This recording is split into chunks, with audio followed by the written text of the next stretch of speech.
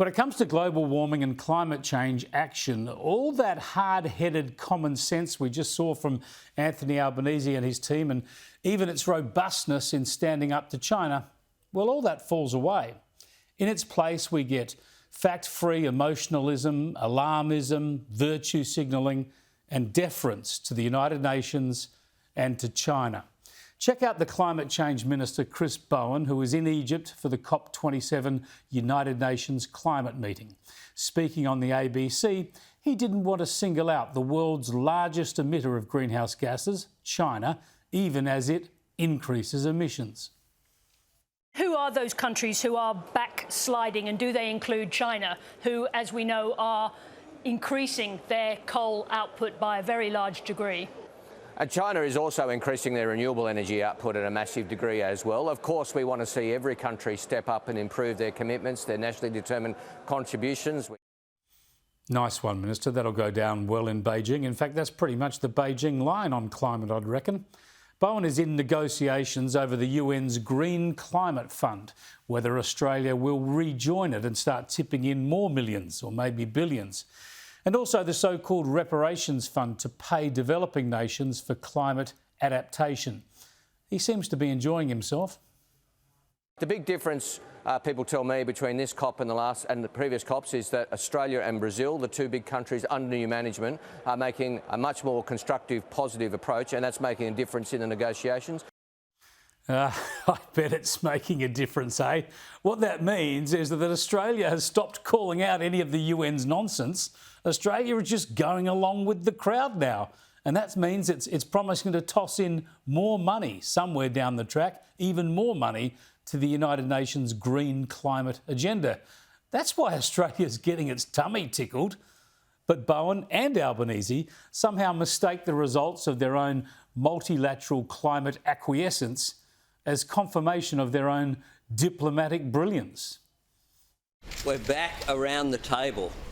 Australia is engaged. The entry fee for credibility in international forums is action on climate change. And it all changed when we altered our national determined contribution for the UN Framework Convention on Climate Change. Yeah, it's just great, isn't it? This government makes promises that will hurt families and undermine our economy. We've already got, of course, an energy supply and cost crisis. The energy regulator says it'll get worse for another 2 years at least. But Bowen and Albanese are happy because it makes them feel welcome at overseas conferences. I keep telling you, apart from hurting you and us, this is the stuff that will destroy this Albanese Labor government over the next few years. And for a classic example of the fact-free emotionalism that drives this stuff, let's bring it back home to the horrible flooding across Western New South Wales at the moment. Here's the Agriculture Minister.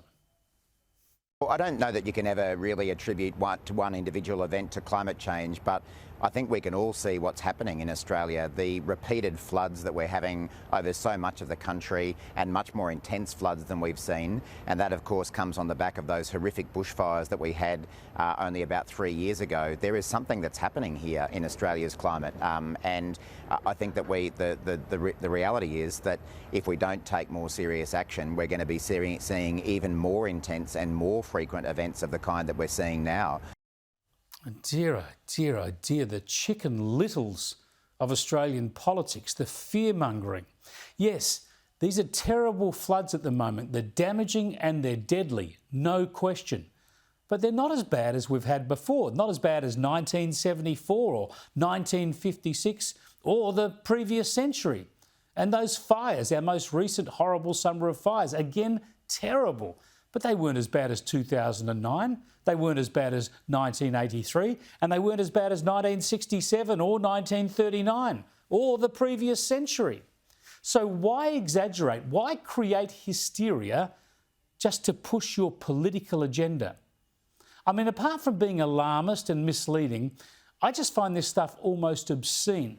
To pretend this is all worse now than ever before, because it's just so demeaning to earlier generations who battled as bad and worse without modern communications and assistance, and without pretending they could stop this stuff by throwing more money around at global conferences.